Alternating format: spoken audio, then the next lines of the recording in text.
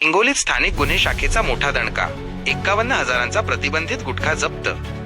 हिंगोली जिल्ह्यात अवैध धंद्यांविरोधात पोलिसांनी कंबर कसली असून स्थानिक गुन्हे शाखेने एलसीबी हिंगोली शहरात मोठी कारवाई केली आहे। या कारवाईत 51,280 रुपये किमतीचा प्रतिबंधित सुगंधित गुटखा जप्त करण्यात आला असून एका आरोपीवर गुन्हा दाखल करण्यात आला आहे। विशेष मोहिमेअंतर्गत धडक कारवाई पोलीस अधीक्षक हिंगोली यांच्या आदेशानुसार जिल्ह्यात सध्या अवैध धंद्यांविरोधात विशेष मोहीम राबवली जात आहे।